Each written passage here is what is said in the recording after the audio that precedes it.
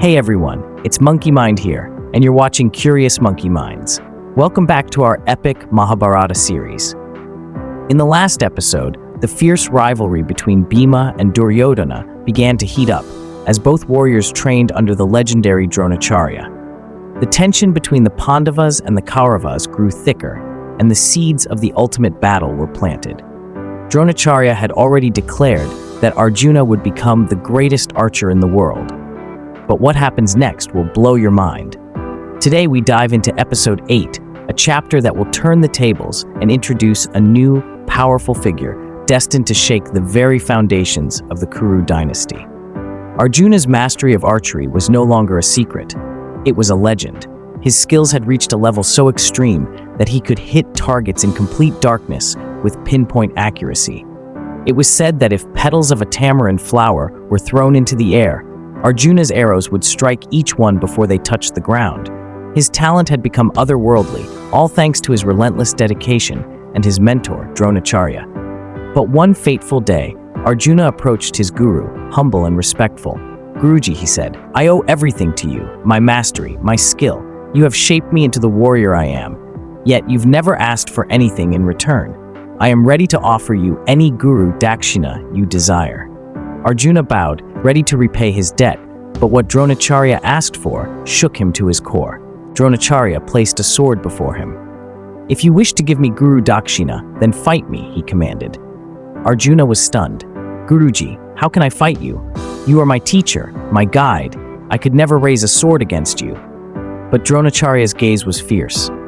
"The day will come, Arjuna, when you and I will stand as enemies on the battlefield, not as student and teacher. When that day comes, you must fight me with all your strength. This is the Guru Dakshina I demand." The weight of those words crushed Arjuna's heart, but he nodded. "When that day comes, Guruji, I will fulfill my duty." As the years passed, the princes of Hastinapura, Pandavas and Kauravas alike, grew into warriors of unmatched power. A grand tournament was held to showcase their deadly skills, and the entire kingdom gathered to watch their future kings in action. Yudhishthira stepped forward first, demonstrating his mastery of the spear, wielding it with deadly precision while expertly commanding his chariot. The people cheered their future king, their voices ringing out across the packed arena. Next came Nakula and Sahadeva, dazzling the crowd with their swift swordplay and combat techniques. The audience was enthralled, watching the Pandavas prove their dominance. But then, it was time for Duryodhana to step into the ring. As he stood up, memories of his past humiliation at Bhima's hands rushed through his mind. His anger burned hotter than ever. Fueled by that hatred, Duryodhana roared, "Bhima, face me now in front of all Hastinapura. Let's see if you have the courage to defeat me again, this time as warriors, not boys." Bhima accepted without hesitation, grabbing his massive mace. The two titans collided, their weapons clashing with such force that the ground beneath them trembled. The thunderous blows echoed through the stadium as the two brothers unleashed their full power upon each other. For hours, they fought like gods, neither willing to back down. The entire kingdom watched in awe, divided between cheering for Bhima and chanting for Duryodhana. The rivalry between the Pandavas and the Kauravas had never been so fierce, and the tension in the air was electric. King Dhritarashtra, fearing that this bitter rivalry would tear his kingdom apart, ordered Dronacharya to intervene. Dronacharya stepped into the arena and raised his hand. "Enough," he commanded, his voice booming across the arena. "Both of you have proven your strength. This fight ends now. Neither is superior to the other." The crowd was restless, unsatisfied, so Dronacharya turned to his greatest student. "Arjuna," he called, "calm the people with a display of your archery." Arjuna stepped forward, his bow ready. In one fluid motion, he shot an arrow into the sky, and instantly dark clouds gathered. The sky roared, and a torrent of rain poured down on the arena. But Arjuna wasn't done. With another swift shot, he fired a flaming arrow that evaporated the rain before it could even touch the ground. The crowd gasped in disbelief, completely mesmerized by his godlike skill. Then, with a final flourish, Arjuna unleashed a third arrow into the sky. This time, millions of rose petals showered down upon the people, filling the arena with beauty and awe. The people of Hastinapura erupted into cheers, shouting Arjuna's name in adoration. But not everyone was cheering.